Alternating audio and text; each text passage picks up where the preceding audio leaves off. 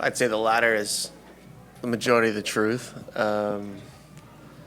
And then things start to snowball. I think you're seeing a very fatigued team who put a lot into the first, what are you going to call it, third of the season up until the Champions League final, which was how we wanted to approach the season. So I think what we're seeing now is somewhat expected.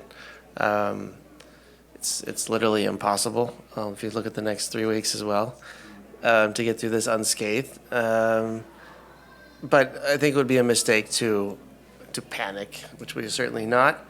We have some injuries we're carrying, and there's a few guys who are carrying the brunt of the minutes, and you can see that in the performances. And when results don't go your way, bounces don't go your way, calls don't go your way, that nicks away at your confidence as well. And I just think you're seeing all of that come together.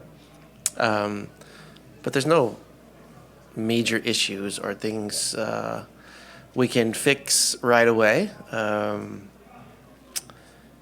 unless we can pray to the weather gods, cancel a few games. It worked once this year. I'll try again. As far as this sort of collective versus individual conversation, Carlos said it was run, play together, be as a team, play for one another. It can't be that simple, though, right? I mean, you would have done it already. So what is it that you need from your group to win games that they're not winning now? In the situation you're in, you can't control it. It is what it is. Are you just going to chalk them up? We can't do this, or how do you get around that? No, of course not. We try to win every game we play, and I think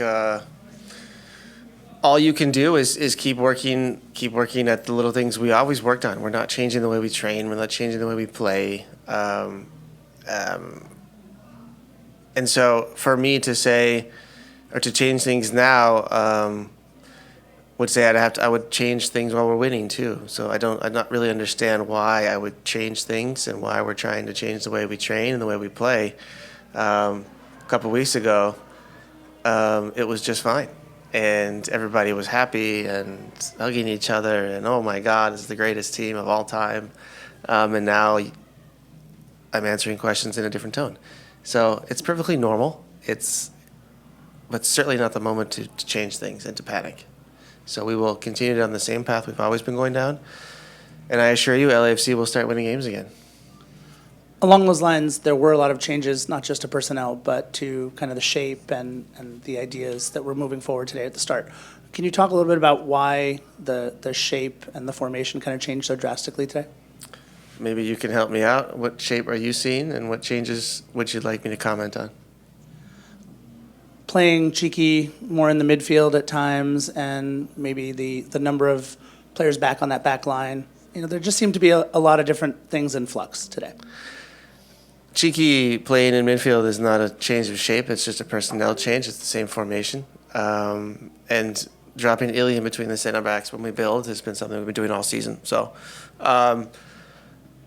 there were no differences, and I think you maybe could have observed prior to this match. I think the amount of times it happened is what you're seeing because of Houston's low block. That's all.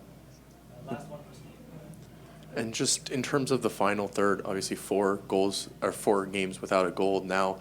Is there something that you're looking for not happening in that final third? Lots of chances against Atlanta, not so many tonight, only 1 shot on goal. Still no, hitting the back of the net either way. Is there something that you're looking for not happening and maybe something you're looking to improve? You like to talk about that, don't you?